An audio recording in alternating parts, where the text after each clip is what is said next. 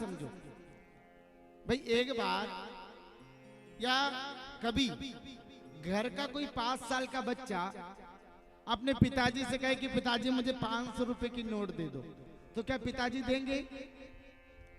5 साल का बच्चा पिताजी से कहे कि 500 की नोट चाहिए मुझे, तो क्या देंगे?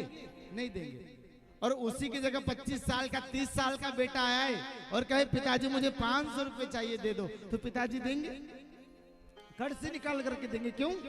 क्योंकि पिताजी जानते हैं कि यह बेटा जो बड़ा है वो 500 रुपए की नोट को संभालने के योग्य हो गया है, संभालने के लायक बन गया है, इसलिए पिताजी उसे दे देते हैं।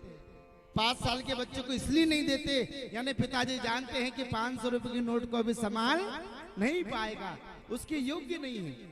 उसी प्रकार परमात्मा ने अभी कोई चीज हमें नहीं दी है, तो उसके पीछे यह समझो कि अभी हम उस वस्तु को संभालने के लायक नहीं हुए हैं। जिस दिन उस वस्तु को संभालने के लायक हो जाएंगे, उस दिन परमात्मा से तुम्हें मांगने की जरूरत नहीं, परमात्मा तो स्वयं तुम्हें दे देंगे। इसलिए भगवान के मंदिर जाओ तो भगवान से कहे कि हे भगवान, कभी आप भी मेरे घर आओ। मंदिर में रहते हो भगवन, कभी बाहर आया जाया करो। भाई अपन एक जगह बैठे रहे तो परेशान होंगे कि नहीं? तो वो भी तो भगवान है, उनकी भी तो इच्छा होती होगी बाहर घूमने की, लेकिन तुम लोग तो भगवान को ही बंद कर देते हो, कहां से भगवान बाहर जाएंगे? मंदिर में रहते हो भगवन, कभी बाहर आया जाया करो। मैं रोज तेरे दर आता हूँ, मैं रोज तेरे दर आता हूँ, तभी तुम भी मेरे घर आया करो। कभी ऐसा भाव जाकर के मंदिर में कहोगे ना, तो मैं कहूँ कि वही भगवान कभी न कभी किसी न किसी रूप में तुम्हारे घर अवश्य आएंगे, लेकिन तुम्हारा भाव तो हो। हमारा तो भाव ही नहीं, कहाँ से भगवान आएंगे? क्योंकि भगवान तो केवल भाव पसंद करते, बाकी भगवान को कुछ नहीं चाहिए। एक बार एक संत जी वृंदावन में बड़ी सुंदर कथा सुना रहे थे। रोज माता बहनें वहां खूब कथा सुनने आती थी। एक दिन क्या हुआ कि मथुरा नगर की रहने वाली एक भक्त महिला, जिन्होंने क्या किया, अभी तक भगवान की कथा नहीं सुनी, वो रोज एक काम करती थी, दही और माखन लेकर के वृंदावन में बेचने आती थी। रोज दही की मटकी, माखन की मटकी लेकर के मथुरा से वृंदावन आती थी माखन बेचने, दही बेचने। एक दिन क्या हुआ कि यमुना नदी पार करके आई, तो यमुना नदी के किनारे ही उसने देखा कि कोई महाराज जी भागवत कथा सुना रहे हैं, जैसे हम सुना रहे हैं। अब भक्त महिला ने कहा चलो आज जरा भागवत कथा ही सुन ले। जीवन में कभी कथा नहीं सुनी, कथा के पांडाल में आकर के बैठ गई। महाराज जी बड़ी सुंदर कथा सुनाते सुनाते बार बार बोलते हैं कि भैया जो राधे श्याम जपता है, जो सीता राम जपता है, वो भव सागर से पार हो जाता है। भक्त महिला के दिमाग में यह बात घर कर गई, नहीं बैठ गई। भक्त महिला क्या सुनने लगी कि जो राधे नाम का जाप करता है, जो राधे श्याम बोलता है, वो भव सागर से पार हो जाता है। घर गई, घर जाकर के सो गई। सो करके जब दूसरे दिन जल्दी से उठी, मटकी में माखन भरा, छाछ भरा, दही भरा और गई यमुना नदी के पास। अब रोज क्या करती थी, नाव में बैठ करके आर पार होती थी। उस समय में एक आना लगता था नाव में आने जाने का, एक आना आने का, एक आना जाने का। अब उन्होंने कहा, एक बात याद थी कि जो राधे श्याम जपता है वो भव सागर से पार हो जाता है। तो भक्त महिला ने सोचा जब भव सागर से पार हो सकते हैं तो यमुना नदी क्यों नहीं पार कर सकते, ये तो छोटी सी नदी है। भक्त महिला ने मटकी को रखा माथे पर और कथा याद करती है, राधे श्याम बोलती गई। जब पहली बार राधे श्याम बोला, यमुना नदी में पैर रखा, पैर ऊपर जम गया। फिर अगला पैर राधे श्याम राधे श्याम राधे श्याम बोलती बोलती यमुना नदी को पार कर गई। यमुना नदी जब पार कर गई, क्योंकि भाव था, विश्वास था, रोज इस प्रकार से दही बेचने जाती। ऐसे करते करते 1 महीना बीत गया। अब पास में 60 आने इकट्ठे हो गए। कितने? 60 आने, क्योंकि 30 दिन थे, 1 आना जाने का, 1 आना आने का। घर में 60 आने रख लिए। उन्होंने सोचे क्या करे पैसे को। अब पैसे तो बच गए हैं। भाई महाराज जी ने मुझे शिक्षा दी थी, क्यों ना मैं ये पैसे महाराज जी के कारण बचे तो महाराज जी को ही दान कर दूं। अब भक्त महिला ने क्या किया कि एक दिन वही महाराज जी को भोजन का निमंत्रण देने गई। महाराज जी को, महाराज जी रहते थे वृंदावन में। हे महाराज जी, आज आपका भोजन हमारे घर बनेगा। महाराज जी ने कहा ठीक है, हम तुम्हारे घर भोजन करने आ जाएंगे, बताओ कब आना है, कैसे आना है। भक्त महिला ने कहा यदि तुम कहो तो मेरे साथ ही चल दो, मैं भी आई हूं तो तुम मेरे साथ चल दो, थोड़ी देर बैठ लेना, जब तक भोजन बन जाएगा।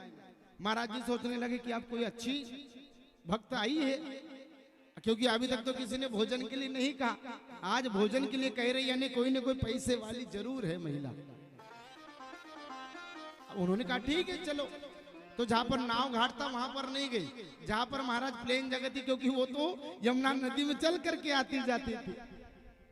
महाराज जी ने सोचा कि कोई ना कोई प्राइवेट नाव लेकर के आई है, क्योंकि नाव घाट तो उधर है और ये तो इधर से ले जा रही है, कहीं ना कहीं अच्छी धनवान लगती है। नाव प्राइवेट लेकर के आई है। महाराज जी उसके पीछे पीछे गए, पीछे पीछे जाने लगे।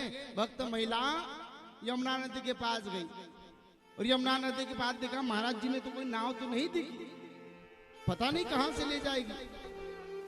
भक्त महिला ने जब पैर रखा, भक्त महिला का पैर तो जम गया।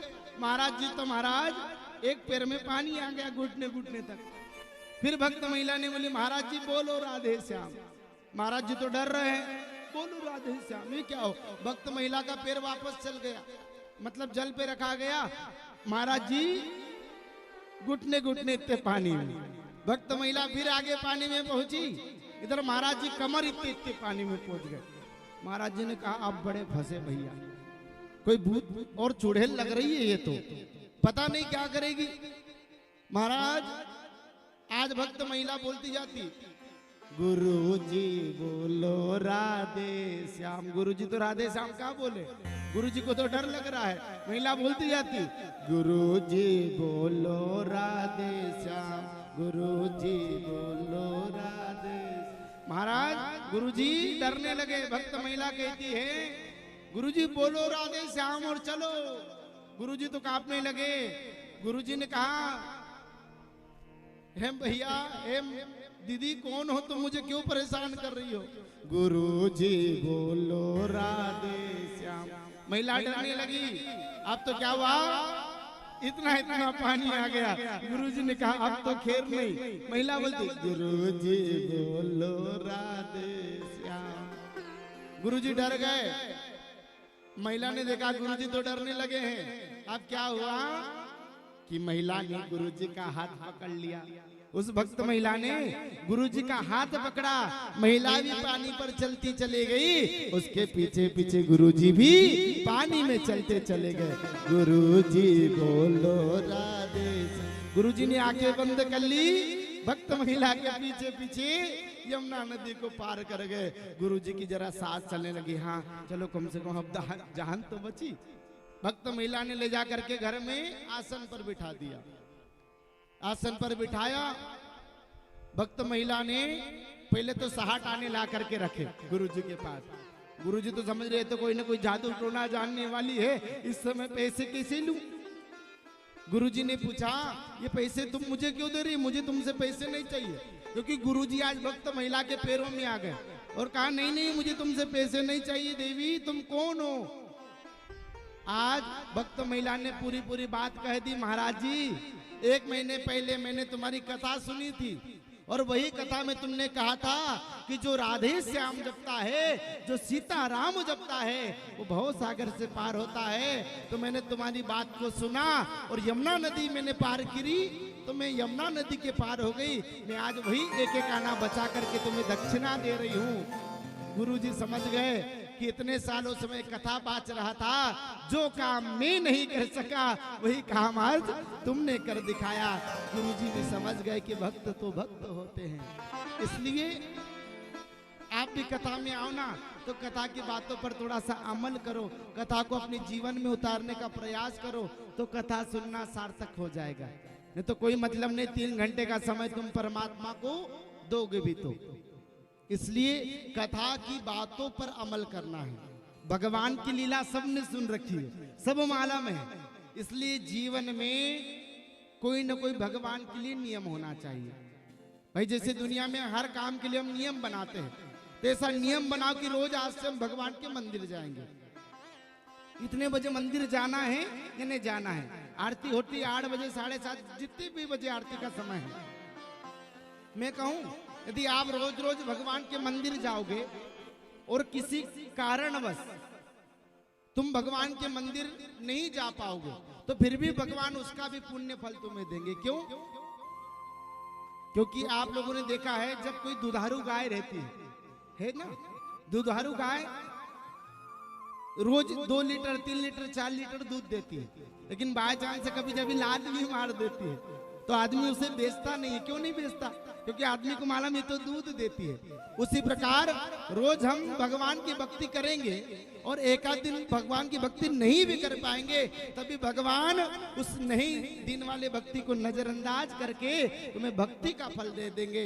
इसलिए रोज हम आज से नियम बनाएं कि भगवान के मंदिर जाकर के रोज भगवान का पूजन करेंगे, भगवान की आरती करेंगे। बोले भक्त वत्सल भगवान की।